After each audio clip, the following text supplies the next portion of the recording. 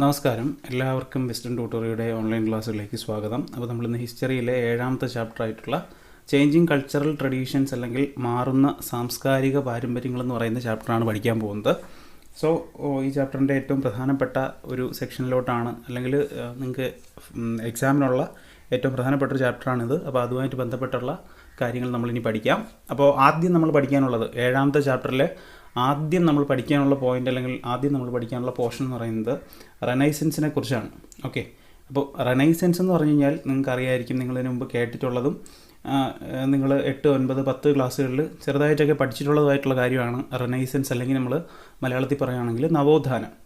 Okay, അപ്പോൾ നവോത്ഥാനത്തിനെ കുറിച്ച് അല്ലെങ്കിൽ റെനൈസൻസിനെ കുറിച്ചാണ് നമ്മൾ ആദ്യം പറയാൻ പോകുന്നത്. അപ്പോൾ ഇവിടെ ഒരു ആദ്യത്തെ പോയിന്റ് പറയുന്നു, Renaissance is A French word means rebirth. അപ്പോൾ റെനൈസൻസ് എന്ന് പറയുന്നത് എന്തായിരുന്നു? ഒരു ഫ്രഞ്ച് വാക്കാണ് അല്ലെങ്കിൽ ഒരു ഫ്രഞ്ച് വേർഡാണ്. അതിൻ്റെ അർത്ഥം എന്ന് പറയുന്നത് റീബർത്ത് അല്ലെങ്കിൽ പുനർജന്മം എന്നാണ്. അപ്പോൾ റെനൈസൻസിൻ്റെ ആദ്യത്തെ പോയിൻ്റാണ് നമ്മൾ പറഞ്ഞത്, Renaissance is A French word means rebirth. Okay, rebirth അല്ലെങ്കിൽ പുനർജന്മം. രണ്ടാമത്തെ പോയിന്റ് പറയുന്നു, Renaissance is A cultural intellectual movement from 14 to 17 centuries. അപ്പോൾ നവോത്ഥാനത്തിൻ്റെ അല്ലെങ്കിൽ റെനൈസൻസിൻ്റെ രണ്ടാമത്തെ പോയിന്റ് എന്ന് പറയുന്നത് 14 മുതൽ 17-ാം നൂറ്റാണ്ട് വരെ നീണ്ടു നിന്ന, നോക്കണം, 14 മുതൽ 17-ാം നൂറ്റാണ്ട് വരെ ഉണ്ടായിരുന്ന കൾച്ചറൽ അല്ലെങ്കിൽ സാംസ്കാരികവും ഇൻ്റലക്ച്വൽ അല്ലെങ്കിൽ ബൗദ്ധികവുപരമായിട്ടുള്ള ഒരു മൂവ്മെൻ്റാണ് അല്ലെങ്കിൽ ഒരു മാറ്റമാണെന്ന് പറയുന്നത് റെനൈസൻസ് അല്ലെങ്കിൽ നവോത്ഥാനം എന്ന് പറയുന്നത്. അപ്പോൾ 14 മുതൽ 17 വരെ ഉണ്ടായിരുന്ന, അത്രയും നൂറ്റാണ്ട് വരെ ഉണ്ടായിരുന്ന സാംസ്കാരികവും ബൗദ്ധികവുപരമായിട്ടുള്ള മാറ്റങ്ങളാണെന്ന് പറയുന്നത് റെനൈസൻസിൽ നമ്മൾ പൊതുവെ പരിഗണിക്കാറുള്ളത്. മൂന്നാമത്തെ പോയിന്റ് പറയുന്നു, Renaissance is revival of ancient Greek Roman classic cultures. മൂന്നാമത്തെ പോയിന്റ് എന്ന് പറയുന്നത് Renaissance is revival of ancient Greek Roman classical cultures. അതായത് റെനൈസൻസിൻ്റെ മറ്റൊരു പ്രധാനപ്പെട്ട ലക്ഷ്യം എന്ന് പറയുന്നത് മുമ്പ് നിലനിന്നിരുന്ന, ഓക്കെ, ഒരുപാട് വർഷങ്ങൾക്ക് മുമ്പ് നിലനിന്നിരുന്ന Greek Roman cultures, Greek Roman സംസ്കാരങ്ങളെ തിരിച്ചു കൊണ്ടുവരിക എന്നുള്ളതും, ഓക്കെ, ഗ്രീക്ക് റോമൻ കൾച്ചേഴ്സിനെ തിരിച്ചു കൊണ്ടുവരിക എന്നുള്ളതും അല്ലെങ്കിൽ അതിനെ പുനർജീവിപ്പിക്കുക എന്നുള്ളതും തിരിച്ചു കൊണ്ടുവരിക എന്നുള്ളതും കൂടി റെനൈസൻസിൻ്റെ അല്ലെങ്കിൽ നവോത്ഥാനത്തിൻ്റെ ഒരു ധർമ്മമായിരുന്നു, അല്ലെങ്കിൽ നവോത്ഥാനത്തിൻ്റെ ഒരു ലക്ഷ്യമായിരുന്നു നമുക്ക് മനസ്സിലാക്കാൻ സാധിക്കും. ലാസ്റ്റ് പോയിന്റ് ഇവിടെ പറയുന്നു, Renaissance period witnessed new trend in art, literature, philosophy, science etcetera. അപ്പോൾ ഈ പറയുന്ന റെനൈസൻസ് പീരീഡ് അല്ലെങ്കിൽ നവോത്ഥാന കാലഘട്ടം, നമ്മൾ നവോത്ഥാന കാലഘട്ടത്തിൽ പ്രധാനമായിട്ടും വന്ന മാറ്റങ്ങൾ എന്തൊക്കെയെന്ന് വെച്ച് കഴിഞ്ഞാൽ, ഏതൊക്കെ മേഖലകളിലാണ് മാറ്റങ്ങൾ ഉണ്ടായെന്ന് ചോദിച്ചു കഴിഞ്ഞാൽ നമുക്ക് പറയാം. ഒന്നെന്ന് പറയുന്നത് ആർട്ട് അല്ലെങ്കിൽ കല, രണ്ടെന്ന് പറയുന്നത് ലിറ്ററേച്ചർ അല്ലെങ്കിൽ സാഹിത്യം, മൂന്ന് പറയുന്നത് ഫിലോസഫി അല്ലെങ്കിൽ തത്വചിന്ത, നാലെന്ന് പറയുന്നത് സയൻസ് അല്ലെങ്കിൽ ശാസ്ത്രം. ഈ പറയുന്ന 4 മേഖലകളിൽ പുതിയൊരു മാറ്റം, ഒരു പുത്തൻ മാറ്റം, ഒരു പുത്തൻ ഉണർവ് കൊണ്ടുവരാൻ റെനൈസൻസ് പീരീഡിന് സാധിച്ചു, അല്ലെങ്കിൽ നവോത്ഥാന കാലഘട്ടത്തിന് സാധിച്ചു എന്ന് നമുക്ക് മനസ്സിലാക്കാൻ പറ്റും. അപ്പോൾ റെനൈസൻസുമായിട്ട് ബന്ധപ്പെട്ട 4 പോയിന്റുകളാണ് പറഞ്ഞത്. നവോത്ഥാനം അല്ലെങ്കിൽ റെനൈസൻസുമായിട്ട് ബന്ധപ്പെട്ട 4 പോയിന്റുകൾ. ഒന്നാമത്തെ പോയിന്റ് എന്ന് പറയുന്നത് ഫ്രഞ്ച് വാക്കാണ് റെനൈസൻസ് എന്ന് പറയുന്നത്. അതിൻ്റെ അർത്ഥം എന്ന് പറയുന്നത് എന്തായിരുന്നു? റീബർത്ത് അല്ലെങ്കിൽ പുനർജന്മം എന്നാണ്. മാത്രമല്ല 14 മുതൽ 17 നൂറ്റാണ്ട് വരെ നീണ്ടു നിന്നിരുന്ന കൾച്ചറലും സാംസ്കാരികവും ബൗദ്ധികപരമായിട്ടുള്ള മാറ്റങ്ങളാണ് ഇതിലുള്ളത് റെനൈസൻസിൽ അല്ലെങ്കിൽ നവോത്ഥാനത്തിൽ നമ്മൾ പരിഗണിക്കുന്നത്.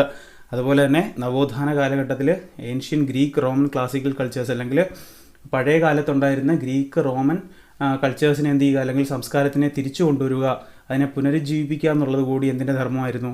റെനൈസൻസിൻ്റെ അല്ലെങ്കിൽ നവോത്ഥാനത്തിൻ്റെ ധർമ്മമായിരുന്നു. ലാസ്റ്റ് പോയിന്റ് പറഞ്ഞ എന്താണ്? പ്രധാനപ്പെട്ട 4 മേഖലകളിൽ റെനൈസൻസ് പീരീഡിൽ അല്ലെങ്കിൽ നവോത്ഥാന കാലഘട്ടത്തിൽ പുത്തൻ ഉണർവ് ഉണ്ടാകുന്നു അല്ലെങ്കിൽ ന്യൂ ട്രെൻഡ് വരുന്നു. ഏതൊക്കെയായിരുന്നു ആ മേഖലകൾ? ആർട്ട്, ലിറ്ററേച്ചർ, ഫിലോസഫി, സയൻസ്, കല, സാഹിത്യം, തത്വചിന്ത, ശാസ്ത്രം. ഓക്കെ, അപ്പോൾ നമ്മൾ എന്താണ് റെനൈസൻസ് എന്ന് പറഞ്ഞു കഴിഞ്ഞു. ഇനി റെനൈസൻസിൻ്റെ അല്ലെങ്കിൽ നവോത്ഥാനത്തിൻ്റെ ബാക്ക്ഗ്രൗണ്ടിനെ കുറിച്ച് അല്ലെങ്കിൽ പശ്ചാത്തലത്തിനെ കുറിച്ചാണ് പറയാൻ പോകുന്നത്. അപ്പം ശ്രദ്ധിച്ചിരുന്നോളുക, നവോത്ഥാനത്തിൻ്റെ പശ്ചാത്തലം അല്ലെങ്കിൽ എന്തായിരുന്നു റെനൈസൻസിൻ്റെ ബാക്ക്ഗ്രൗണ്ട് എന്ന് നമുക്ക് നോക്കാം. ആദ്യത്തെ പോയിന്റ് ഇവിടെ പറയുന്നു, from the 14 to the end of the 17th century towns were growing in many countries of Europe. അപ്പം യൂറോപ്പിൽ 14 മുതൽ 17-ാം നൂറ്റാണ്ടിൻ്റെ അവസാനം വരെയുള്ള ടൈമിൽ യൂറോപ്പിലുള്ള പല പല രാജ്യങ്ങളിലും ഒരുപാട് സിറ്റീസ് അല്ലെങ്കിൽ ഒരുപാട് സിറ്റികൾ എന്ത് ചെയ്യുന്നു, അല്ലെങ്കിൽ ഒരുപാട് പട്ടണങ്ങൾ പെട്ടെന്ന് എന്ത് ചെയ്യാൻ തുടങ്ങി, വളർന്നു വരാൻ തുടങ്ങി. അപ്പോൾ അതിനകത്ത് പ്രധാനപ്പെട്ട ഇങ്ങനെ പെട്ടെന്ന് വളർന്നു വന്ന യൂറോപ്പിലെ പ്രധാനപ്പെട്ട 1-2 നഗരങ്ങളുടെ പേര് ഇവിടെ പറയുന്നുണ്ട്. അതാണ് അടുത്ത പോയിന്റ്, ശ്രദ്ധിച്ചുകൊള്ളുക. Florence, Venice and Rome became centres of art and learning. അപ്പോൾ നോക്കണം, പ്രധാനപ്പെട്ട 3 നഗരങ്ങളുടെ പേരൂടെ പറയുന്നു, ഫ്ലോറൻസ്, വെനീസ്, റോം.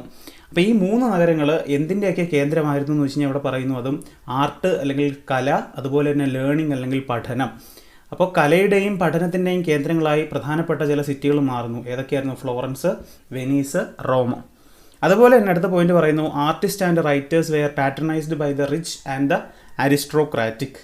അതായത് എഴുത്തുകാരും അതുപോലെ തന്നെ കലാകാരന്മാരും, ശ്രദ്ധിച്ചോളാം, എഴുത്തുകാരും അതുപോലെ തന്നെ കലാകാരന്മാരെയും ഈ നഗരങ്ങളിലുണ്ടായിരുന്ന റിച്ച് ആയിട്ടുള്ള ആൾക്കാർ അല്ലെങ്കിൽ സമ്പന്നരായിട്ടുള്ള ആൾക്കാരും അതുപോലെ തന്നെ അരിസ്ട്രോക്രാറ്റിക് അല്ലെങ്കിൽ കുലീന വർഗ്ഗത്തിലുള്ള ആൾക്കാരും ഈ പറയുന്ന ആർട്ടിസ്റ്റിനെയും റൈറ്റേഴ്സിനെയും എന്ത് ചെയ്തിരുന്നു? പ്രോത്സാഹിപ്പിച്ചിരുന്നു അല്ലെങ്കിൽ പാട്രണൈസ് ചെയ്തിരുന്നു എന്നാണ് ആ പോയിന്റിൻ്റെ മീനിങ്. ഓക്കെ, നെക്സ്റ്റ് പോയിന്റ് പറയുന്നു, the invention of printing at the same time made books and prints available to many people. അപ്പോൾ ഇതേ സമയത്ത് തന്നെയാണ് എന്ത് ചെയ്യുന്നത്? പ്രിൻറ്റിംഗ് കണ്ടുപിടിക്കുന്നത് അല്ലെങ്കിൽ അച്ചടി കണ്ടുപിടിക്കുന്നത്. അങ്ങനെ അച്ചടി കണ്ടുപിടിക്കുന്നതോടെ എന്ത് ചെയ്യുന്നു? ഒരുപാട് ആൾക്കാരിലേക്ക് പുസ്തകങ്ങൾ അല്ലെങ്കിൽ ഈ പറയുന്ന ബുക്സ് ഒരുപാട് ആളിലേക്ക് എത്തുന്നു, അതിൻ്റെ പ്രിൻ്റ് ഒരുപാട് ആൾക്കാരിലേക്ക് എത്താൻ സാധിക്കുന്നു. നെക്സ്റ്റ് പോയിന്റ് പറയുന്നു, a sense of history also developed in Europe and people contrasted their modern world with the ancient known of the Greeks and Romans. അപ്പോൾ ഇവിടെ പ്രധാനമായിട്ടും റെനൈസൻസിൽ സംഭവിച്ച മറ്റൊരു മാറ്റം എന്ന് പറയുന്നത്, ഇത്തരത്തിലുള്ള വിശാലപരമായിട്ടുള്ള സയൻസിലായാലും ആർട്ടിലായാലും ലിറ്ററേച്ചറിലായാലും ഫിലോസഫിയിലായാലും വ്യാപകമായ മാറ്റം വന്നതോടുകൂടി യൂറോപ്പിൽ അക്കാലത്ത് ജീവിച്ചിരുന്ന അല്ലെങ്കിൽ റെനൈസൻസ് പീരീഡിൽ ജീവിച്ചിരുന്ന ആൾക്കാർ അവരുടെ നഗരങ്ങളെ പുരാതന ഗ്രീക്ക് റോമൻ കൾച്ചറുമായിട്ടും അല്ലെങ്കിൽ അവിടെ ഉണ്ടായിരുന്ന ആൾക്കാരുമായിട്ടും എന്ത് ചെയ്യാൻ തുടങ്ങി? താരതമ്യപ്പെടുത്താൻ തുടങ്ങി. അതിൻ്റെ കാരണം എന്ന് പറയുന്നത്, നമ്മൾ തന്നെ പഠിച്ചിട്ടുണ്ടായിരുന്നു, ഈ പറയുന്ന ഏൻഷ്യൻ റോമൻ ഗ്രീക്ക് കൾച്ചറൊക്കെ എടുത്ത് നോക്കുകയാണെങ്കിൽ ഒരുപാട് പണ്ഡിതന്മാരായിട്ടുള്ള ഒരുപാട് സ്കോളേഴ്സ് ആയിട്ടുള്ള ആൾക്കാർ, ഒരുപാട് കല, അതുപോലെ തന്നെ ലിറ്ററേച്ചർ ആയാലും അല്ലെങ്കിൽ എഴുത്തിലായാലും അങ്ങനെയൊക്കെ ഒരുപാട് പ്രാഗൽഭ്യമുള്ള ഒരുപാട് ആൾക്കാരുണ്ടായിരുന്നു. സോ അങ്ങനെയുള്ളൊരു ജനതയുമായിട്ട് എന്ത് ചെയ്യുകയാണ്? ആര് കമ്പയർ ചെയ്യുകയാണ്? ഈ പറയുന്ന റിനൈസൻസ് പീരീഡിലുള്ള യൂറോപ്യന്മാർ സ്വന്തമായിട്ട് അവരെ കമ്പയർ ചെയ്യുകയാണ് അല്ലെങ്കിൽ താരതമ്യപ്പെടുത്തി നോക്കുകയാണ്. അപ്പോൾ ആ ഒരു പോയിന്റ് കൂടിയാണ് നമുക്ക് ബാക്ക്ഗ്രൗണ്ട് ഓഫ് റിനൈസൻസിൽ പറഞ്ഞത്. ഇനി ഒരു 3 പോയിന്റ് കൂടി ഉണ്ട്, നമുക്ക് അതും കൂടെ നോക്കാം. Religion came to be seen as something which each individual should choose for himself. അതായത് ഏറ്റവും വളരെ പ്രധാനപ്പെട്ട ഒരു മാറ്റം എന്ന് പറയുന്നത് ഇതാണ്, മതം തിരഞ്ഞെടുക്കാനുള്ള അവകാശം. നോക്കൊള്ളുക, നമുക്ക് ഏത് മതത്തിൽ ജീവിക്കണം എന്നുള്ളത് തീരുമാനിക്കാനുള്ള അവകാശം ഓരോ വ്യക്തികളിലേക്ക് എന്ത് ചെയ്യുന്നു? ചുരുങ്ങുന്നു. അല്ലെങ്കിൽ ഒരു വ്യക്തി തീരുമാനിക്കണം അയാൾക്ക് എന്ത് മതം വേണം എന്നുള്ളൊരു കാര്യം. സോ അങ്ങനെ ഒരു മാറ്റം ഈ പറയുന്ന നവോത്ഥാന കാലഘട്ടത്തിൽ ഉണ്ടാകുന്നു.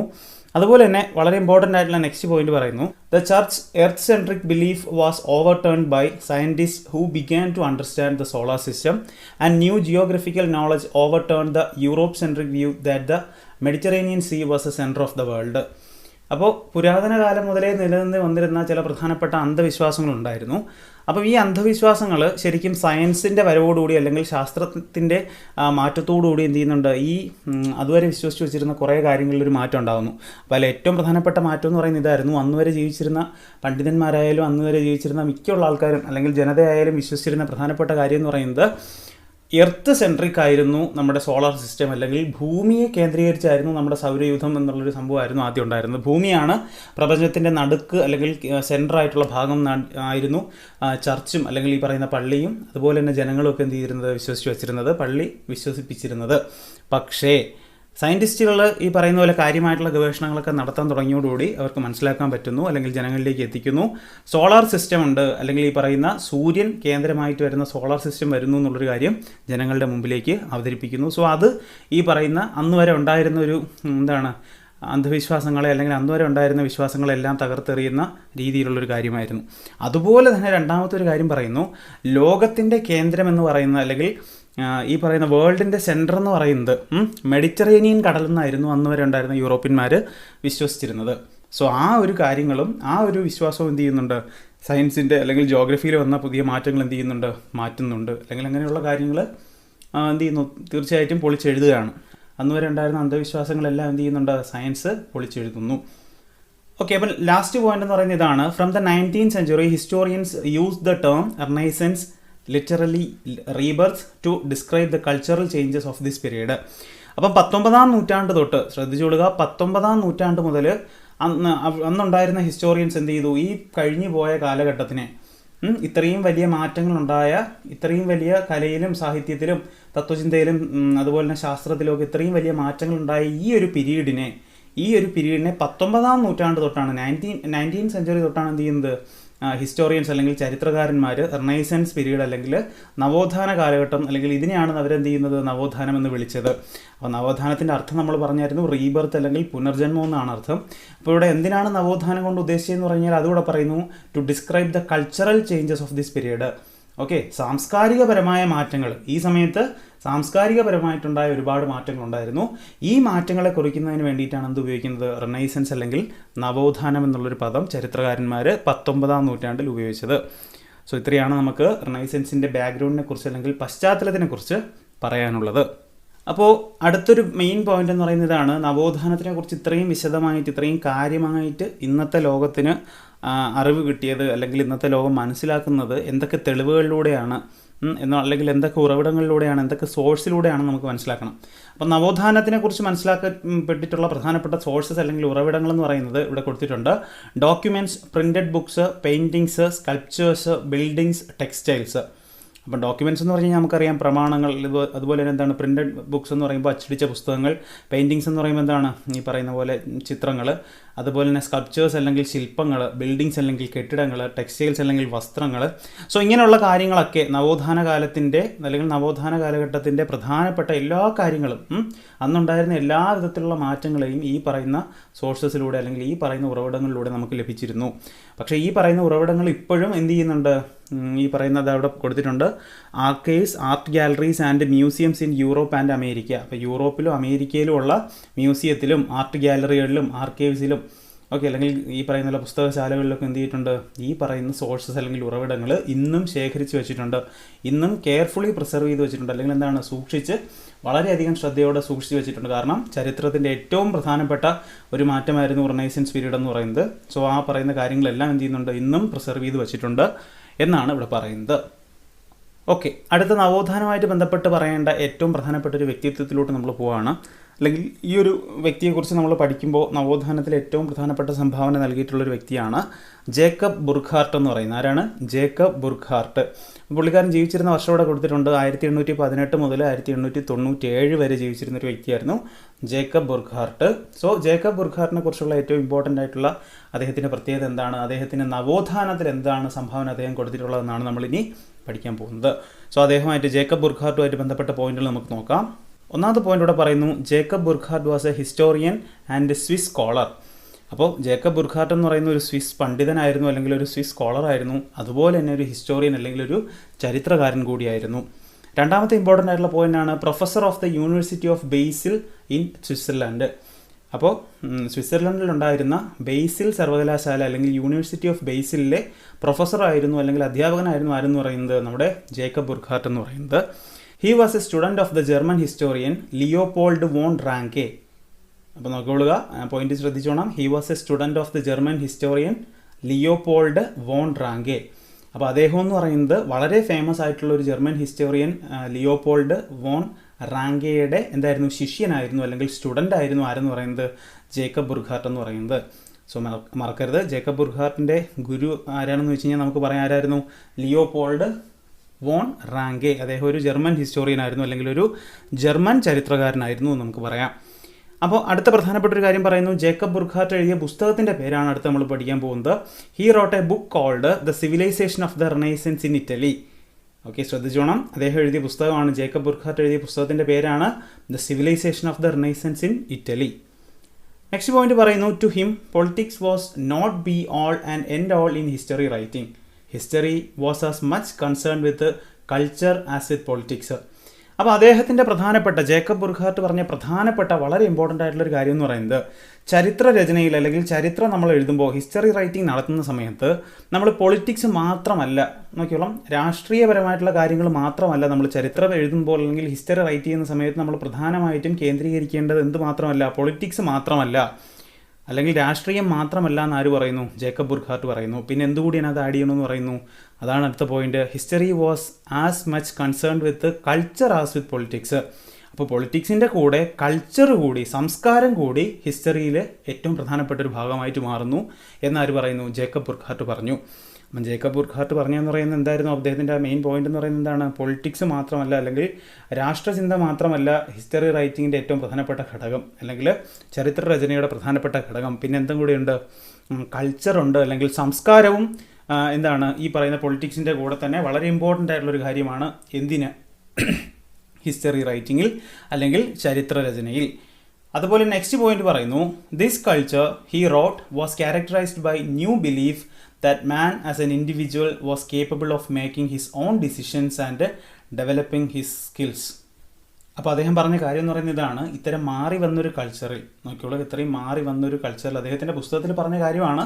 ഇങ്ങനെ മാറി വന്നൊരു കൾച്ചറിൽ സ്വന്തമായിട്ട് ഒരു തീരുമാനമെടുക്കാനും ആ തീരുമാനങ്ങളെ നടപ്പിലാക്കാനും സ്വന്തം കഴിവുകളെ ഡെവലപ്പ് ചെയ്ത് കൊണ്ടുവരിക അല്ലെങ്കിൽ സ്വന്തം കഴിവുകളെ വികസിപ്പിച്ചു കൊണ്ടുവരാനുള്ള കഴിവും ഓരോ മനുഷ്യൻ ആർജിച്ചെടുക്കുന്നു എന്നാണ് ആര് പറയുന്നത്? ജേക്കബ് ബുർഖാർട്ട് പറയുന്നത്. ദെൻ ലാസ്റ്റ് പോയിന്റ് ഇതാണ്, he was modern in contrast to medieval man whose thinking had been controlled by the church.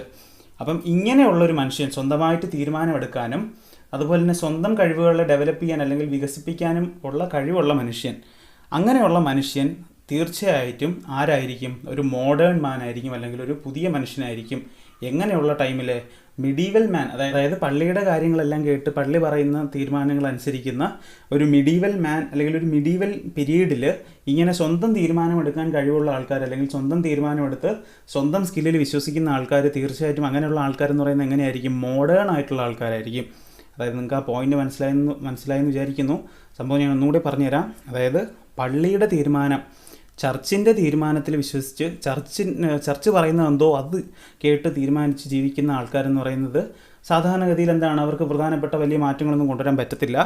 പക്ഷേ സ്വന്തമായിട്ട് തീരുമാനമെടുക്കാനും സ്വന്തം കഴിവ് വികസിപ്പിക്കാനും കഴിവുള്ള വ്യക്തികൾ, അങ്ങനെയുള്ള ആൾക്കാർ തീർച്ചയായിട്ടും ഈ ഒരു മധ്യകാലഘട്ടത്തിലെ പുതുമയുള്ള മനുഷ്യനായിരിക്കും അല്ലെങ്കിൽ ഒരു മോഡേൺ ആയിട്ടുള്ളൊരു മനുഷ്യനായിരിക്കും എന്നാണ് ജേക്കബ് ബുർഖാർട്ട് അദ്ദേഹത്തിൻ്റെ പുസ്തകത്തിൽ പറഞ്ഞത്. പുസ്തകത്തിൻ്റെ പേരാണ് the civilisation of the Renaissance in Italy. Okay, അപ്പോൾ ഇത്രയും കാര്യമാണ് നമുക്ക് ജേക്കബ് ബുർഖാർട്ടിനെ കുറിച്ച് പറയാനുള്ളത്. അടുത്ത ഏറ്റവും പ്രധാനപ്പെട്ട ഒരു സംഭവം എന്ന് പറയുന്നത് the revival of Italian cities അല്ലെങ്കിൽ ഇറ്റാലിയൻ നഗരങ്ങളുടെ പുനരുജ്ജീവനം. ഓക്കെ, ഇറ്റാലിയൻ നഗരങ്ങളെ എന്ത് ചെയ്യുന്നു അല്ലെങ്കിൽ നശിച്ചു പോയിട്ടുള്ള ഇറ്റാലിയൻ നഗരങ്ങൾ പിന്നെയും തിരിച്ച് ജീവിച്ചു വരുന്നു അല്ലെങ്കിൽ തിരിച്ചു കൊണ്ടുവരുന്നതിനെ കുറിച്ചാണ് നമ്മൾ ഈ ഒരു പോർഷനിൽ പറയാനുള്ളത്. അപ്പോൾ ഞാനിവിടെ ഒരു മാപ്പ് കാണിച്ചിട്ടുണ്ട്, വളരെ ഇമ്പോർട്ടൻ്റ് ആണ്, ശ്രദ്ധിച്ചോണം. പരീക്ഷയ്ക്ക് നിങ്ങൾക്കറിയാം ഹിസ്റ്ററിയിൽ എന്ത് ചെയ്യുന്നുണ്ട്, മാപ്പുകൾ ചോദിക്കാറുണ്ട്. സോ ഈ ഒരു മാപ്പ് നിങ്ങൾ ജസ്റ്റ് മനസ്സിലാക്കി വെച്ചേക്കുക. അപ്പോൾ ഇത് ഇറ്റാലിയൻ സിറ്റീസ് കാണിക്കുന്ന അല്ലെങ്കിൽ ഇറ്റലി എന്ന് പറയുന്ന ഒരു കൺട്രിയും അതിനകത്ത് വരുന്ന പ്രധാനപ്പെട്ട നഗരങ്ങളും കാണിക്കുന്ന ഒരു പോർഷനാണ്. ഏത് പീരീഡിലെ? നവോത്ഥാന കാലഘട്ടത്തിലെ സിറ്റീസ് കാണിക്കുന്ന ഒരു മാപ്പാണ് ഇവിടെ കാണിച്ചിട്ടുള്ളത്. സോ ഇത് ഇമ്പോർട്ടൻ്റ് ആണ്. അപ്പോൾ നമുക്ക് എന്താണ് the revival of Italian cities എന്ന് പറയുന്ന പോർഷൻ നോക്കാം. അപ്പോൾ ആദ്യത്തെ പോയിന്റ് ഇവിടെ പറയുന്നു, many towns ruined after the fall of Roman empire. ഇപ്പോൾ റോമൻ സാമ്രാജ്യത്തിൻ്റെ തകർച്ചയ്ക്ക് ശേഷം അല്ലെങ്കിൽ പതനത്തിന് ശേഷം ഒരുപാട് നഗരങ്ങൾ നശിച്ചു പോയി എന്നുള്ളൊരു കാര്യം നമ്മൾ പഠിച്ചിട്ടുള്ളതാണ്. നമ്മൾ ആ ഒരു റോമൻ ചരിത്രത്തിനെക്കുറിച്ച് അല്ലെങ്കിൽ റോമൻ കൾച്ചറിനെ കുറിച്ചൊക്കെ പഠിക്കുന്ന ആ ഒരു പോർഷനിൽ നമ്മൾ റോമൻ സാമ്രാജ്യത്തിൻ്റെ തകർച്ചയെക്കുറിച്ചൊക്കെ വിശദമായിട്ട് പറഞ്ഞതാണ്. സോ റോമൻ സാമ്രാജ്യത്തിൻ്റെ തകർച്ചാ വേളയിൽ എന്ത് ചെയ്യുന്നുണ്ട്, യൂറോപ്പിൽ ഒരുപാട് നഗരങ്ങൾ എന്ത് ചെയ്യുന്നു, നശിക്കുന്നു. The ports in Italy revived after expansion of trade with the Byzantine and Islamic empires. ഇപ്പോൾ ശ്രദ്ധിച്ചോളുക, അടുത്ത പ്രധാനപ്പെട്ട പോയിന്റ് പറയുന്നു, ഇറ്റലിയിലുണ്ടായിരുന്ന പ്രധാനപ്പെട്ട തുറമുഖങ്ങൾ. ശ്രദ്ധിച്ചോളുക, ഇറ്റലിയിലുണ്ടായിരുന്ന പ്രധാനപ്പെട്ട തുറമുഖങ്ങൾ, നശിച്ചു പോയിട്ടുള്ള പ്രധാനപ്പെട്ട തുറമുഖങ്ങൾ പിന്നെയും ആക്റ്റീവ് ആവുന്നു. പിന്നെ എങ്ങനെയാണ് ആക്റ്റീവ് ആവുന്നത്? ആക്റ്റീവ് ആവാനുള്ള പ്രധാനപ്പെട്ട കാര്യം എന്ന് പറയുന്നത് ബൈസാൻറ്റൈനായിട്ടും അതുപോലെ തന്നെ ഇസ്ലാമിക് എംപയേഴ്സ് അല്ലെങ്കിൽ മുസ്ലിം രാജ്യങ്ങളുമായിട്ടും മുസ്ലിം സാമ്രാജ്യങ്ങളുമായിട്ടുള്ള കച്ചവടം മൂലം എന്ത് ചെയ്യുന്നുണ്ട്, ഇറ്റലിയിലെ നശിച്ചു പോയ അല്ലെങ്കിൽ ഇറ്റലിയിൽ ഇല്ലാണ്ടായിപ്പോയി കിടക്കുന്ന പോർട്ട്സ് അല്ലെങ്കിൽ തുറമുഖങ്ങൾ എന്ത് ചെയ്യുന്നു, പിന്നെയും തിരിച്ചു വരുന്നു. Okay, Italian found themselves as independent city States. അതായത് ഇറ്റലിയിൽ ഉണ്ടായിരുന്ന ആൾക്കാർ അല്ലെങ്കിൽ ഇറ്റാലിയന്മാർ വിചാരിച്ചിരുന്ന അല്ലെങ്കിൽ അവർ വിശ്വസിച്ചിരുന്ന പ്രധാനപ്പെട്ട കാര്യം എന്ന് പറയുന്നത് അവർ യൂറോപ്പിലെ പ്രധാനപ്പെട്ട ഒരു സാമ്രാജ്യത്തിൻ്റെ ഭാഗം എന്നുള്ളതല്ലാതെ സ്വതന്ത്രമായിട്ടുള്ള നഗരരാഷ്ട്രങ്ങൾ അല്ലെങ്കിൽ സിറ്റി സ്റ്റേറ്റ്സ് ആണ്, ഇൻഡിപെൻഡൻ്റ് ആയിട്ടുള്ള സ്വതന്ത്രമായിട്ടുള്ള നഗരരാഷ്ട്രങ്ങളാണ് തങ്ങളെന്ന് ആര് വിശ്വസിച്ചിരുന്നു? ഇറ്റാലിയന്മാർ അല്ലെങ്കിൽ ഇറ്റലിയിൽ ഉണ്ടായിരുന്ന ആൾക്കാർ സ്വന്തമായിട്ട് വിശ്വസിച്ചിരുന്നു. അപ്പോൾ അടുത്തൊരു പോയിന്റ് പറയുന്നത് ശ്രദ്ധിച്ചുകൊള്ളുക, Florence, Venice, Genoa are cities. അതായത് പ്രധാനപ്പെട്ട ഈ പറയുന്ന ഇറ്റലിയിൽ ഉണ്ടായിരുന്ന പ്രധാന നഗരങ്ങൾ ഏതൊക്കെയെന്ന് വെച്ച് കഴിഞ്ഞാൽ നമുക്ക് പറയാം ഫ്ലോറൻസും വെനീസും ജനോവയും. സോ ഈ പറയുന്ന നഗരങ്ങളൊക്കെ എവിടുത്തെ പ്രധാനപ്പെട്ട നഗരങ്ങളായിരുന്നു? ഇറ്റലിയിലെ പ്രധാനപ്പെട്ട നഗരങ്ങളായിരുന്നു. Florence and Venice were republics. അപ്പം ഫ്ലോറൻസും അതുപോലെ തന്നെ വെനീസും എന്തായിരുന്നു? റിപ്പബ്ലിക് രാജ്യങ്ങളായിരുന്നു. അതായത് റിപ്പബ്ലിക് ആയിട്ടുള്ള സിറ്റി സ്റ്റേറ്റ്സ് അല്ലെങ്കിൽ ഒരു സിറ്റീസ് ആയിരുന്നു നമുക്ക് പറയാം. അതായത് ഇവിടെ ശരിക്കും പറയുന്നുണ്ട്, there were no domination of clergy and feudal lords in Venice and Genoa. അതായത് ഈ ഭാഗങ്ങളിൽ ഭരിക്കാനായിട്ട് അവിടെയുള്ള ജനങ്ങളെ പ്രധാനമായിട്ടും ഭരിക്കാൻ വേണ്ടിയിട്ട് എന്താണ് പുരോഹിത വർഗ്ഗമോ അതുപോലെ തന്നെ എന്താണ് പ്രഭുവർഗ്ഗമോ ആരുടെ മുകളിലില്ലായിരുന്നു? ഈ പറയുന്ന വെനീസിലെയും അതുപോലെ തന്നെ ജനോവയിലുണ്ടായിരുന്ന ആൾക്കാരുടെ മുകളിൽ ഉണ്ടായിരുന്നില്ല. ഓക്കെ, അപ്പോൾ വളരെ ഇമ്പോർട്ടൻ്റ് ആയിട്ടുള്ളൊരു പോയിൻ്റാണത്. നെക്സ്റ്റ് പോയിന്റ് ശ്രദ്ധിച്ചോളുക. Many other cities were court cities ruled by princes. അതായത് ഈ ഇറ്റലിയിലെ പ്രധാനപ്പെട്ട ചില നഗരങ്ങൾ എന്ന് പറയുന്നത് കോർട്ട് സിറ്റീസ് ആയിരുന്നു, അല്ലെങ്കിൽ കൊട്ടാര നഗരങ്ങളായിരുന്നു. ഇങ്ങനെയുള്ള കൊട്ടാര നഗരങ്ങൾ ഭരിച്ചിരുന്നത് പ്രിൻസസ് ആയിരുന്നു, അല്ലെങ്കിൽ ചെറു രാജാക്കന്മാരായിരുന്നു എന്നുള്ള പോയിന്റാണ് ഇവിടെ പറയുന്നത്. അതായത് ഇറ്റലിയിലുണ്ടായിരുന്ന ഒരുപാട് നഗരങ്ങൾ, ഇറ്റലിയിലുണ്ടായിരുന്ന ബാക്കിയുള്ള ചെറു നഗരങ്ങളെല്ലാം കോർട്ട് സിറ്റീസ് ആയിരുന്നു, അല്ലെങ്കിൽ എന്തായിരുന്നു? കൊട്ടാര നഗരങ്ങളായിരുന്നു. ഇതാരായിരുന്നു ഭരിച്ചിരുന്നത്? ചെറു രാജാക്കന്മാർ അല്ലെങ്കിൽ പ്രിൻസസ് ആയിരുന്നു. ഈ പറയുന്ന ഒരുപാട് പ്രിൻസസ് ആയിരുന്നു എന്ത് ചെയ്യുന്നത്? ഈ പറയുന്ന കോർട്ട് സിറ്റീസ് അല്ലെങ്കിൽ കൊട്ടാര നഗരങ്ങൾ ഭരിച്ചിരുന്നത്. നെക്സ്റ്റ് പോയിന്റ് പറയുന്നു, from the 12th century as the Mongols open up trade with China via the silk route and as trade with western European countries also increased, Italian towns played a central role. ശ്രദ്ധിച്ചോണം, ഏറ്റവും പ്രധാനപ്പെട്ട point എന്ന് പറയുന്നത് തന്നെയാണ്. നമ്മൾ നേരത്തെ ക്ലാസ്സിൽ അല്ലെങ്കിൽ കഴിഞ്ഞ പാഠത്തിൽ പഠിച്ചിട്ടുള്ളതാണ് മംഗോളിയന്മാരും ചൈനയുമായിട്ടുള്ള വ്യാപാര ബന്ധം. അപ്പോൾ വളരെ ഇമ്പോർട്ടൻ്റ് ആയിട്ടുള്ളൊരു കാര്യമാണ് മംഗോളിയന്മാരും ചൈനയുമായിട്ടുള്ള ബന്ധം. അപ്പോൾ മംഗോളിയന്മാരും ചൈനയുമായിട്ടുള്ള വ്യാപാര ബന്ധം നടന്നിരുന്നത് ഈ പറയുന്ന സിൽക്ക് റൂട്ട് വഴിയായിരുന്നു. ഏതുവഴിയായിരുന്നു? സിൽക്ക് റൂട്ട് വഴി, അല്ലെങ്കിൽ പട്ടുപാത വഴിയായിരുന്നു. പട്ടുപാത വഴിയുള്ള ഈ പറയുന്ന എന്ത് ചെയ്യുന്നു? മംഗോളിയന്മാരും ചൈനക്കാരും തമ്മിലുള്ള ഈ ഒരു എന്താണ് വ്യാപാരത്തിന് ഒരു ചുക്കാൻ വഹിച്ചിരുന്ന, അല്ലെങ്കിൽ ഇതിൻ്റെ ഒരു എന്താണ്, അപ്പോൾ ഇതിൻ്റെ ഏറ്റവും കൂടുതൽ ഫലം കിട്ടിയിരുന്ന ഒരു രാജ്യം എന്ന് പറയുന്നത്, അല്ലെങ്കിൽ ഒരു പ്രധാനപ്പെട്ട ഒരു നഗരം എന്ന് പറയുന്നത് ആര് തന്നെയായിരുന്നു? ഇറ്റാലിയൻ നഗരങ്ങൾ, അല്ലെങ്കിൽ ഇറ്റലി ആയിരുന്നു. അപ്പം ഇറ്റാലിയയിൽ ഞാൻ പറഞ്ഞില്ലേ, ഇറ്റാലിയൻ നഗരങ്ങളിൽ ഒരുപാട് ഈ പറയുന്ന പോർട്ടുകളുണ്ട്. അപ്പം ഈ പറയുന്ന പോർട്ടുകളിലൂടെയൊക്കെ എന്ത് ചെയ്തു? മംഗോളിയന്മാരും ചൈനക്കാരന്മാരും തമ്മിലുള്ള എന്ത് ചെയ്യുന്നുണ്ട്? ഈ പറയുന്ന വ്യാപാരം ശക്തമാകുന്നു. സോ അങ്ങനെ എന്ത് ചെയ്യുന്നു? നശിച്ചു പോയിട്ടുള്ള അല്ലെങ്കിൽ ഇല്ലാതായിക്കൊണ്ടിരുന്ന യൂറോപ്പിലെ ഇറ്റലിയിലെ പ്രധാനപ്പെട്ട പല നഗരങ്ങളും എന്ത് ചെയ്യുന്നുണ്ട്? തിരിച്ചു വരുന്നു, അല്ലെങ്കിൽ പുനരുജ്ജീവിക്കുന്നു എന്ന് നമുക്ക് പറയാം. നെക്സ്റ്റ് പോയിന്റ് പറയുന്നു, rich merchants and bankers were actively participated in governing the city. അപ്പം നഗരം ഭരിക്കുന്നതിൽ ശ്രദ്ധിച്ചുകൊള്ളുക, നഗരം ഭരിക്കുന്നതിൽ പ്രധാനപ്പെട്ട പങ്ക് വഹിച്ചിട്ടുള്ള രണ്ട് കൂട്ടരുടെ പേര് ഇവിടെ പറയുന്നുണ്ട്. റിച്ച് മെർച്ചൻസ് അല്ലെങ്കിൽ എന്താണ് സമ്പന്നരായിട്ടുള്ള ആൾക്കാരും, അതുപോലെ തന്നെ ബാങ്കേഴ്സ്. ഓക്കെ, ബാങ്കേഴ്സും അതുപോലെ തന്നെ റിച്ച് മെർച്ചൻസ് അല്ലെങ്കിൽ സമ്പന്നരായിട്ടുള്ള ആൾക്കാരും നഗരം ഭരിക്കുന്നതിൽ, അല്ലെങ്കിൽ ഇവിടെ പറയുന്നു ഗവേണിംഗ് ദ സിറ്റി, നഗരം ഭരിക്കുന്നതിൽ ഒരു പ്രധാനപ്പെട്ട പങ്ക് വഹിച്ചിട്ടുണ്ട്. ഓക്കെ, നെക്സ്റ്റ് പോയിന്റ് പറയുന്നു, the idea of citizenship developed. അതായത് എന്താണ് ഈ പറയുന്ന പോലെ പൗരത്വ ബോധം അല്ലെങ്കിൽ പൗരത്വം എന്നുള്ളൊരു ആശയം എന്ത് ചെയ്യുന്നുണ്ട്? ഡെവലപ്പ് ആവുന്നു, അല്ലെങ്കിൽ വികസിച്ച് വരുന്നു. അപ്പോൾ ഇതൊക്കെ ഈ പറയുന്ന ഇറ്റാലിയൻ നഗരങ്ങളുടെ റിവൈവലിന് അല്ലെങ്കിൽ ഒരു പുനരുജ്ജീവനത്തിന് പ്രധാനപ്പെട്ട കാരണങ്ങളായി മാറുന്നു. അപ്പോൾ ലാസ്റ്റ് പറഞ്ഞ പോയിന്റ് ഒന്നുകൂടെ പറയാം, the idea of citizenship developed, അല്ലെങ്കിൽ പൗരത്വം അല്ലെങ്കിൽ പൗരത്വ ബോധം എന്ത് ചെയ്യുന്നുണ്ട്? വികസിക്കുന്നു. അങ്ങനെയുള്ളൊരു പൗരത്വ ബോധം എന്ത് ചെയ്യുന്നുണ്ട്? വികസിച്ച് വരുന്നു എന്നാണ് ലാസ്റ്റ് പോയിന്റിൽ പറയുന്നത്. അപ്പോൾ ഇനി നമ്മൾ പറയാൻ പോകുന്നത് 14th and 15th centuries, അല്ലെങ്കിൽ നവോത്ഥാനത്തിൻ്റെ ഏറ്റവും പ്രധാനപ്പെട്ട കാലഘട്ടങ്ങളായിട്ടുള്ള 14ഉം 15ഉം നൂറ്റാണ്ടുകളിൽ നടന്ന കുറച്ച് സംഭവങ്ങളും ആ സംഭവങ്ങൾ നടന്ന ടൈം ലൈൻ അല്ലെങ്കിൽ വർഷങ്ങളുമാണ് നമ്മൾ പറയാൻ പോകുന്നത്. സോ ഇമ്പോർട്ടൻ്റ് ആയിട്ടുള്ള കാര്യമാണ്, നിങ്ങൾ ശ്രദ്ധിച്ചോളുക, വർഷങ്ങൾ ശ്രദ്ധിച്ചോളുക. വർഷങ്ങളിൽ എന്തൊക്കെയാണ് നടന്നതെന്ന് നമുക്ക് നോക്കാം. അതായത് ഫസ്റ്റ് പോയിന്റ് പറയുന്നു 1300, ശ്രദ്ധിച്ചോളുക, CE 1300 humanism taught at പാദുവ university in Italy. അതായത് ഇറ്റലിയിലെ പാദുവ സർവകലാശാലയിൽ മാനവികത അല്ലെങ്കിൽ ഹ്യൂമനിസം എന്ത് ചെയ്യുന്നുണ്ട്? പഠിപ്പിക്കാൻ തുടങ്ങുന്നു. ഓക്കെ, അതായത് നെക്സ്റ്റ് പോയിന്റ് പറയുന്നു 1341, നോക്കിക്കൊള്ളുക, Petrarch given title of poet laureate in Rome. Okay, important ആയിട്ടുള്ള സാധനമാണ്. റോമിൽ പെട്രാർക്കിന് ആസ്ഥാന കവി, അതിനെയാണ് നമ്മൾ ഈ പറയുന്ന പോലെ പോയറ്റ് ലോറിയേറ്റ് എന്ന് പറയുന്നത്. അപ്പോൾ ആസ്ഥാന കവി എന്നുള്ളൊരു പദവി, അങ്ങനെ അല്ലെങ്കിൽ അങ്ങനെ ഒരു പട്ടം എന്ത് ചെയ്യുന്നുണ്ട്? റോമിൽ അദ്ദേഹത്തിന് കിട്ടുന്നു. ആർക്കാണ്? പെട്രാർക്കിന് കിട്ടുന്നു. ദെൻ നെക്സ്റ്റ് പോയിന്റ് പറയുന്നു 1349. 1349 പോയിന്റാണ് ശ്രദ്ധിച്ചുകൊള്ളുക, യൂണിവേഴ്സിറ്റി എസ്റ്റാബ്ലിഷ്ഡ് ഇൻ ഫ്ലോറൻസ്. എന്താണ്? ഫ്ലോറൻസിൽ സർവകലാശാല അല്ലെങ്കിൽ യൂണിവേഴ്സിറ്റി സ്ഥാപിക്കുന്നു.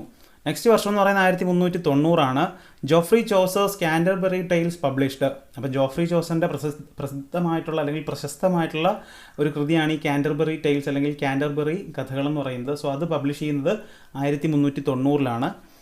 ഓക്കെ, നെക്സ്റ്റ് വർഷം എന്ന് പറയുന്നത് 1436, CE 1436. അപ്പോൾ ആ വർഷത്തിൻ്റെ പ്രത്യേകത എന്ന് പറയുന്നത് പറയുന്നു ബ്രൂണഷേലി ഡിസൈൻസ് ദ ഡൂമോ ഇൻ ഫ്ലോറൻസ്. അപ്പോൾ ഫ്ലോറൻസിൽ ബ്രൂണഷേലി എന്ന് പറയുന്നൊരു എന്താണ് ശില്പി അല്ലെങ്കിൽ ഒരു കലാകാരൻ എന്ത് ചെയ്യുന്നുണ്ട്? ഡൂമോ എന്ത് ചെയ്യുന്നു, ഡിസൈൻ ചെയ്യുന്നു, അല്ലെങ്കിൽ അതിനെ പണി കഴിപ്പിക്കുന്നു എന്നാണ് പറയുന്നത്. ഡൂമോ എന്ന് പറയുന്നത് ഇറ്റാലിയൻ നഗരങ്ങളിലുണ്ടായിരുന്ന കത്തീഡ്രൽസ് ആയിരുന്നു, അല്ലെങ്കിൽ ഭദ്രാസന പള്ളികളെയാണ് നമ്മളെന്ന് പറയുന്നത് ഡൂമോ എന്ന് പറയുന്നത്. സോ ഡൂമോ ആരാണ് ഫ്ലോറൻസിൽ പണി കഴിപ്പിക്കുന്നത്? റൂണഷെല്ലി എന്ന് പറയുന്നൊരു കലാകാരനാണ്. നെക്സ്റ്റ് എന്ന് പറയുന്നത് 1453 എന്ന് പറയുന്ന വർഷമാണ്. 1453 പറയുന്നു Ottoman Turks defeat the Byzantine ruler of Constantinople. അതായത് ഒട്ടോമൻ തുർക്കികൾ കോൺസ്റ്റാന്റിനോപ്പിളിലെ ബൈസാൻറ്റൈൻ ഭരണാധികാരി എന്ത് ചെയ്യുന്നുണ്ട്, പരാജയപ്പെടുത്തുന്നു അല്ലെങ്കിൽ ഡിഫീറ്റ് ചെയ്യുന്നു. ഓക്കെ, നെക്സ്റ്റ് വർഷം എന്ന് പറയുന്നത് 1454. അപ്പോൾ 1454 പ്രത്യേകം എന്ന് പറയുന്നത് Gutenberg prints the Bible with movable type. അതായത് ഗുട്ടൻബർഗ് ടൈപ്പ് റൈറ്റർ ഉപയോഗിച്ച് ബൈബിൾ അച്ചടിക്കുന്നു. ഓക്കെ, അപ്പോൾ CE 1484 പ്രത്യേകത എന്തെന്ന് വെച്ച് കഴിഞ്ഞാൽ Portuguese mathematician calculate latitude by observing the sun. Okay, അപ്പോൾ ഇവിടെ പറയുന്നു പോർച്ചുഗീസ് ഗണിതശാസ്ത്രജ്ഞൻ സൂര്യനെ നിരീക്ഷിച്ച് അക്ഷാംശം കണക്കാക്കുന്നു അല്ലെങ്കിൽ ലാറ്റിറ്റ്യൂഡ് കണക്കാക്കുന്നു എന്നാണ് ആ ഒരു പോയിൻ്റ് അർത്ഥം. അത് 1484. ദെൻ 1492 പറയുന്നു കൊളംബസ് റീച്ചസ് അമേരിക്ക. കൊളംബസ് എവിടെ എത്തിച്ചേരുന്നു? അമേരിക്കയിൽ എത്തിച്ചേരുന്നു 1492. നെക്സ്റ്റ് വർഷം എന്ന് പറയുന്നത് 1495.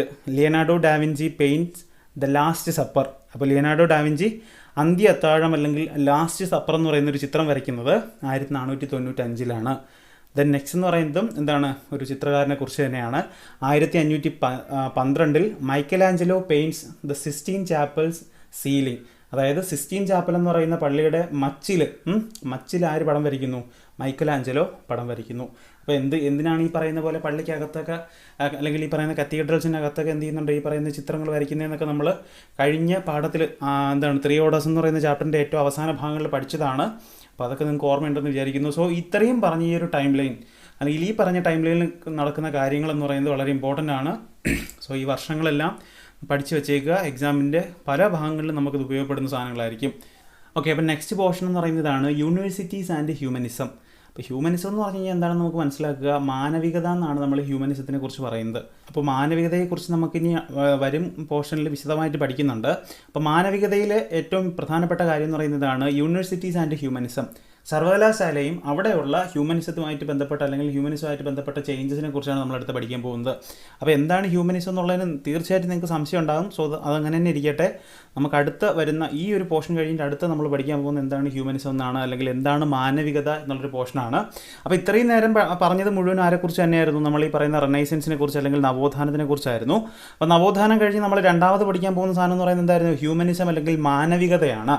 അപ്പോൾ മാനവികതയ്ക്ക് യൂണിവേഴ്സിറ്റി അല്ലെങ്കിൽ സർവകലാശാലകളുമായിട്ടുള്ള ബന്ധത്തിനെ കുറിച്ചാണ് നമ്മൾ ഈ ഒരു പോർഷനിൽ പഠിക്കാൻ പോകുന്നത്. അപ്പം ഫസ്റ്റ് പോയിന്റ് എന്ന് പറയുന്നത് ഇതാണ്: the earliest universities in Europe setup in Italian towns. അപ്പം ഇറ്റാലിയൻ നഗരങ്ങളിലാണ് യൂറോപ്പിലെ ആദ്യകാല സർവകലാശാലകളെല്ലാം എന്ത് ചെയ്യുന്നുണ്ട്, രൂപീകരിക്കപ്പെടുന്നത്. അല്ലെങ്കിൽ ആദ്യകാല സർവകലാശാലകളെല്ലാം വരുന്നത്, യൂണിവേഴ്സിറ്റീസ് എല്ലാം വരുന്നത് ഇറ്റാലിയൻ ടൗൺസിലാണ് അല്ലെങ്കിൽ ഇറ്റാലിയൻ നഗരങ്ങളിലാണ്. അപ്പോൾ ഏതൊക്കെയായിരുന്നു ഈ പറയുന്ന ആദ്യകാല ഇറ്റാലിയൻ ഈ പറയുന്ന യൂണിവേഴ്സിറ്റീസ് എന്ന് വെച്ച് കഴിഞ്ഞാൽ നമുക്ക് പറയാം the universities of പാദുവ and Bologna. അപ്പോൾ യൂണിവേഴ്സിറ്റി പാദുവ സർവകലാശാലയും അതുപോലെ തന്നെ ബൊളോഗ്ന സർവകലാശാലയും ഒക്കെ ആയിരുന്നു ആദ്യകാലത്ത് രൂപപ്പെട്ട ഇത്തരത്തിലുള്ള സർവകലാശാലകൾ. പ്രധാനപ്പെട്ട വിഷയങ്ങൾ ഏതൊക്കെയാണ് ഈ പറയുന്ന പോലെ സർവകലാശാലകളിൽ എന്ന് ചോദിച്ചു കഴിഞ്ഞാൽ നമുക്ക് പറയാം law, medicine, theology were subjects. അപ്പോൾ ലോ എന്ന് പറഞ്ഞു കഴിഞ്ഞാൽ നമുക്കറിയാം നിയമം, അതുപോലെ തന്നെ മെഡിസിൻ എന്ന് പറഞ്ഞു കഴിഞ്ഞാൽ നമുക്കറിയാം വൈദ്യശാസ്ത്രം, അതുപോലെ തിയോളജി എന്ന് പറഞ്ഞു കഴിഞ്ഞാൽ ദൈവശാസ്ത്രം എന്നാണ് നമ്മൾ പറയുക. സോ ഈ പറയുന്ന സാധനങ്ങളായിരുന്നു, ഈ പറയുന്ന 3 വിഷയങ്ങളായിരുന്നു പ്രധാനപ്പെട്ട യൂണിവേഴ്സിറ്റിയിലെ സബ്ജക്ട്സ് എന്ന് പറയുന്നത്. ദെൻ നെക്സ്റ്റ് പോയിന്റ് പറയുന്നു lawyers and notaries were needed to write and interpret rules and written agreements. അപ്പം ലോയേഴ്സും അതുപോലെ തന്നെ നോട്ടറീസ് എന്ന് പറഞ്ഞു കഴിഞ്ഞാൽ നിയമം എഴുതുന്നതും നിയമവുമായിട്ട് ബന്ധപ്പെട്ട എഴുത്തുകുത്തുകൾ നടത്തുന്ന ആൾക്കാരെയാണ് നമ്മൾ നോട്ടറീസ് എന്ന് പറയുന്നത്. അപ്പോൾ ലോയേഴ്സ് എന്ന് പറഞ്ഞു കഴിഞ്ഞാൽ നമുക്കറിയാം വക്കീലന്മാരാണ് അല്ലേ. സോ ഇങ്ങനെയുള്ള ആൾക്കാർ എന്ത് ചെയ്യുന്നുണ്ട്, ഇങ്ങനെയുള്ള ആൾക്കാർ ഒരുപാട് നഗരത്തിൽ വേണമായിരുന്നു. കാരണം എന്തുകൊണ്ടാണ് വേണ്ടത്? കാരണം നഗരവുമായിട്ട് ബന്ധപ്പെട്ട ഒരുപാട് റിട്ടേൺ എഗ്രിമെൻറ്റ്സ് ആയാലും ഒരുപാട് റൂൾസ് ആയാലും അല്ലെങ്കിൽ പുതിയ പുതിയ നിയമങ്ങൾ ഉണ്ടാക്കാനും ഈ പറയുന്ന പോലെ ലോയേഴ്സ് അല്ലെങ്കിൽ നിയമം അറിയാവുന്ന ആൾക്കാർ വേണമായിരുന്നു. ദെൻ നെക്സ്റ്റ് പോയിന്റ് അതുമായിട്ട് ബന്ധപ്പെട്ട് എന്നോട് പറയുന്നുണ്ട് ലോ വാസ് പോപ്പുലർ സബ്ജക്റ്റ്. അപ്പം അന്നുണ്ടായിരുന്നതിൽ ഏറ്റവും കൂടുതൽ ആൾക്കാർക്ക് ഇഷ്ടപ്പെട്ടൊരു സബ്ജക്റ്റ് എന്ന് പറയുന്നത് ഏത് തന്നെയായിരുന്നു? നിയമമായിരുന്നു അല്ലെങ്കിൽ ലോ ആയിരുന്നു. നെക്സ്റ്റ് പോയിന്റ് പറയുന്നു educational programme was not related to religion. അതായത് മതപരമായിട്ടുള്ള കാര്യങ്ങളുമായിട്ട് യാതൊരുവിധ ബന്ധങ്ങളും ആർക്കില്ലായിരുന്നു? ഈ പറയുന്ന എഡ്യൂക്കേഷണൽ പ്രോഗ്രാമിനില്ലായിരുന്നു അല്ലെങ്കിൽ വിദ്യാഭ്യാസ സമ്പ്രദായത്തിനില്ലായിരുന്നു. വിദ്യാഭ്യാസവും മതവുമായിട്ട് യാതൊരുവിധ ബന്ധവുമില്ലെന്ന് ഇവിടെ പറയുന്നു. ഓക്കെ, ഇനി നമ്മൾ പറയാൻ പോകുന്നത്, ഞാനപ്പോൾ ഇത്രയും പോയിന്റ് പറഞ്ഞത് നിങ്ങൾക്ക് മനസ്സിലായെന്ന് വിചാരിക്കുന്നു. അപ്പോൾ ഇനി നമ്മൾ പറയാൻ പോകുന്നത് ഹ്യൂമനിസത്തിനെ കുറിച്ചാണ്, അല്ലെങ്കിൽ മാനവികതയെക്കുറിച്ചാണ്. അപ്പോൾ ശ്രദ്ധിച്ചുകൊള്ളുക, മാനവികതയെക്കുറിച്ച് പറയുമ്പോൾ അല്ലെങ്കിൽ ഹ്യൂമനിസത്തിനെ കുറിച്ച് പറയുമ്പോൾ ശ്രദ്ധിക്കേണ്ട ഏറ്റവും ഇമ്പോർട്ടൻ്റ് ആയിട്ടുള്ള അല്ലെങ്കിൽ പഠിക്കേണ്ട ഏറ്റവും ഇമ്പോർട്ടൻ്റ് ആയിട്ടുള്ള ഒരു വ്യക്തിയാണ് ഫ്രാൻസിസ്കോ പെട്രാർക്ക് എന്ന് പറയുന്നത്. ആരാണ്? Francisco Petrarch. അപ്പം പുള്ളിക്കാരൻ ജീവിച്ചിരുന്ന വർഷം ഇവിടെ കാണിച്ചിട്ടുണ്ട്, 1304 മുതൽ 1378 വരെ. അപ്പം പേരെന്നൂടെ പറയാം, ഫ്രാൻസിസ്കോ പെട്രാർക്ക്. അപ്പം പെട്രാർക്കും ഹ്യൂമനിസവുമായിട്ടുള്ള ബന്ധം അല്ലെങ്കിൽ മാനവികതയുമായിട്ടുള്ള ബന്ധം എന്താണെന്ന് നമുക്ക് പഠിക്കാൻ വളരെ ഇമ്പോർട്ടൻ്റ് ആയിട്ടുള്ള കാര്യമാണ്. നമുക്കത് നോക്കാം. ഫാദർ ഓഫ് ഹ്യൂമനിസം അല്ലെങ്കിൽ മാനവികതയുടെ, ഹ്യൂമനിസത്തിൻ്റെ പിതാവെന്നറിയപ്പെടുന്ന, മാനവികതയുടെ പിതാവെന്നറിയപ്പെടുന്നതാണ് ആരെന്ന് പറയുന്നത്? നമ്മുടെ Petrarch. Florence was his home town, അതായത് അദ്ദേഹത്തിൻ്റെ മാതൃനഗരം എന്ന് പറയുന്നത് എവിടെയായിരുന്നു, അല്ലെങ്കിൽ ജനിച്ചു വളർന്ന നഗരം എന്ന് പറയുന്നത് ഇറ്റലിയിലെ ഫ്ലോറൻസ് ആയിരുന്നു. He stress the importance of studying ancient Greek and Roman works. അപ്പോൾ അദ്ദേഹം കൂടുതലായിട്ടും ശ്രദ്ധ കൊടുത്തത്, അല്ലെങ്കിൽ അദ്ദേഹം കൂടുതലായിട്ടും പഠിക്കാൻ വേണ്ടിയിട്ട് എന്ത് ചെയ്യുന്നത്, സ്ട്രെസ് കൊടുത്ത സാധനം എന്ന് പറയുന്നത് എന്തായിരുന്നു?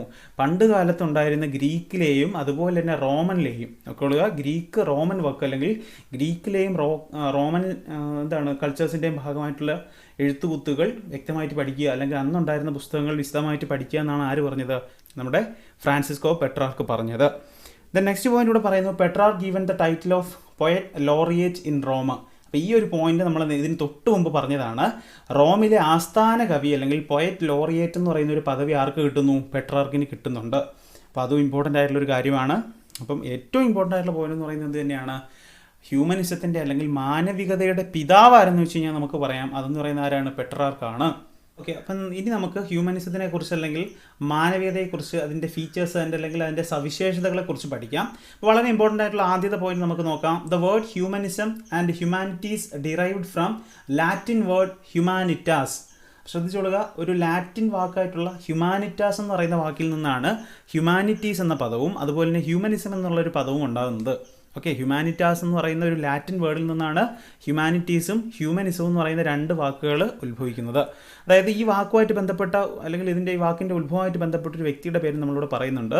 The word humanitas had been used by the Roman lawyer and essayist Cicero, a contemporary of Julius Caesar, to mean culture.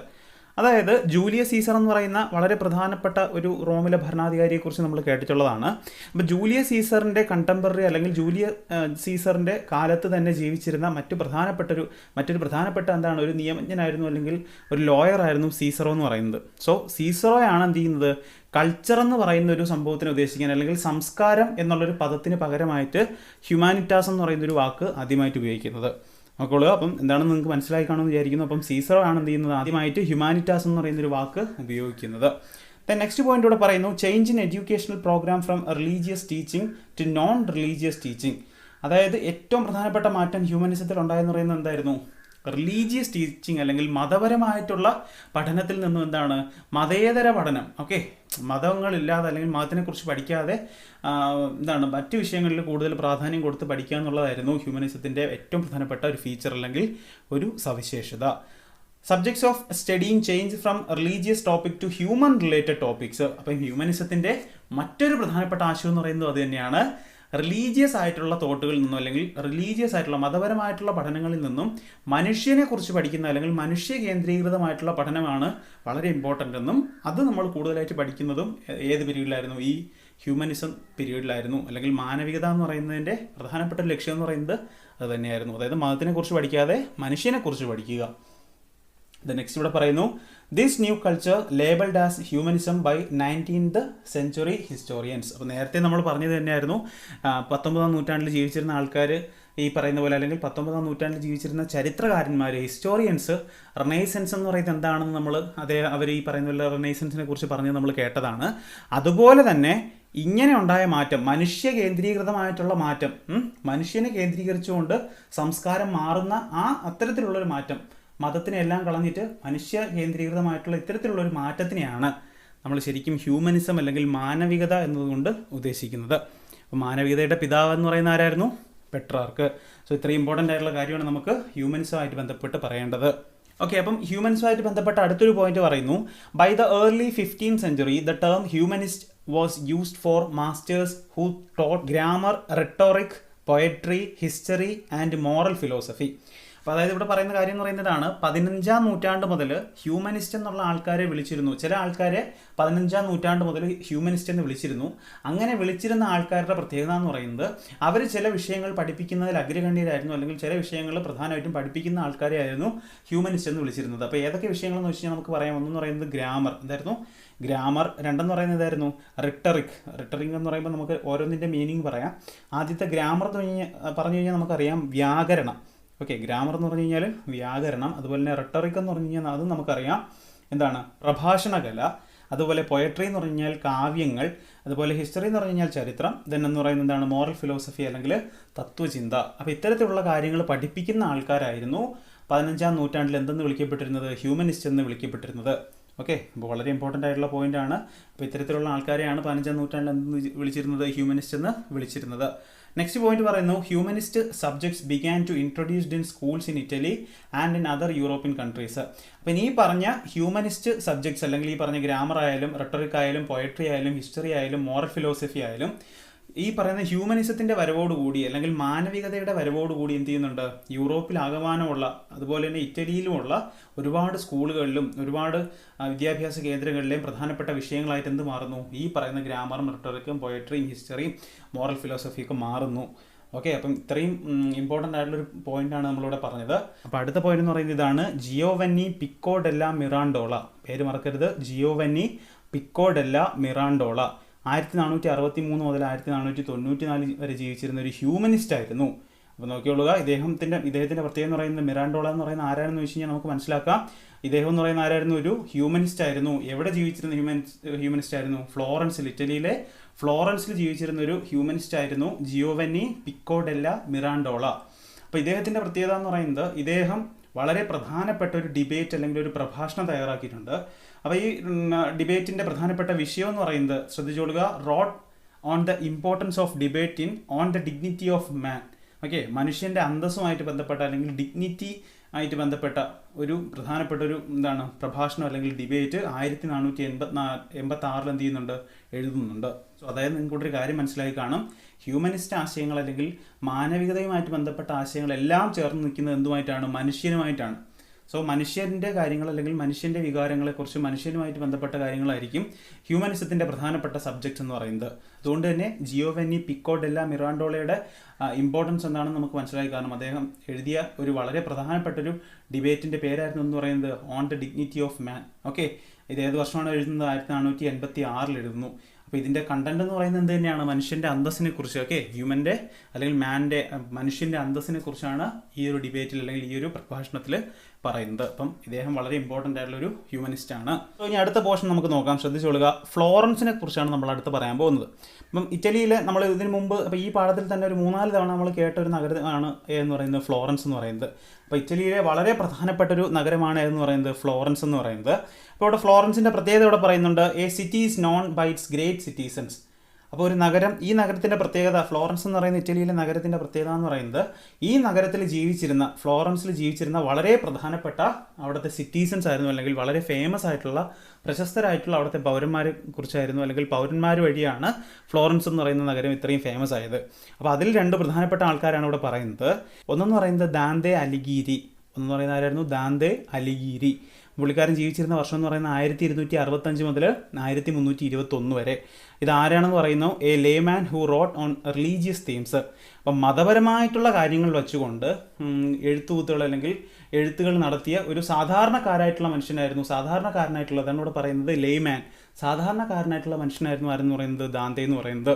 So Dante എന്തായിരുന്നു അദ്ദേഹത്തിൻ്റെ പുസ്തകത്തിലെ പ്രധാനപ്പെട്ട തീം എന്ന് പറയുന്നത്? റിലീജിയസ് തീമായിരുന്നു, മതപരമായിട്ടുള്ള കാര്യങ്ങളായിരുന്നു, അല്ലെങ്കിൽ മതത്തിനെ കളിയാക്കിക്കൊണ്ടുള്ള ഒരുപാട് കാര്യങ്ങളായിരുന്നു ദാന്തെ അദ്ദേഹത്തിൻ്റെ പുസ്തകങ്ങളിൽ എഴുതിയിരുന്നത്. അപ്പോൾ ഇദ്ദേഹം ഒരു ഫ്ലോറൻസിൽ ജനിച്ചിരുന്ന ഒരു വ്യക്തിയായിരുന്നു.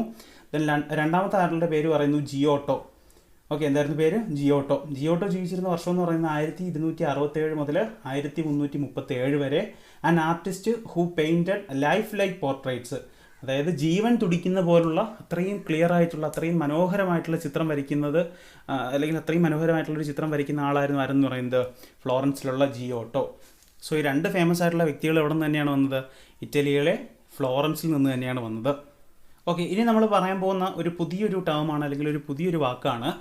വാക്കെന്ന് പറയുന്നതാണ് റിനൈസൻസ് മാൻ ഓക്കെ, നോക്കൊള്ളുക.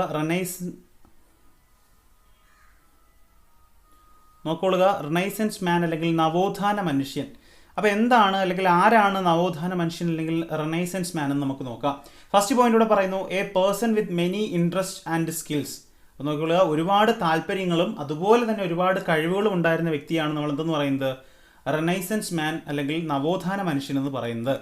അപ്പോൾ ആദ്യത്തെ ഇമ്പോർട്ടൻ്റ് ആയിട്ടുള്ള പോയിന്റ് എന്ന് പറയുന്നതായിരുന്നു a person with many interest and skills, അല്ലെങ്കിൽ ഒരുപാട് കഴിവുകളും താല്പര്യങ്ങളും ഉള്ള മനുഷ്യനാണ് റിനൈസൻസ് മാൻ അല്ലെങ്കിൽ നവോത്ഥാന മനുഷ്യൻ എന്നറിയപ്പെടുന്നത്.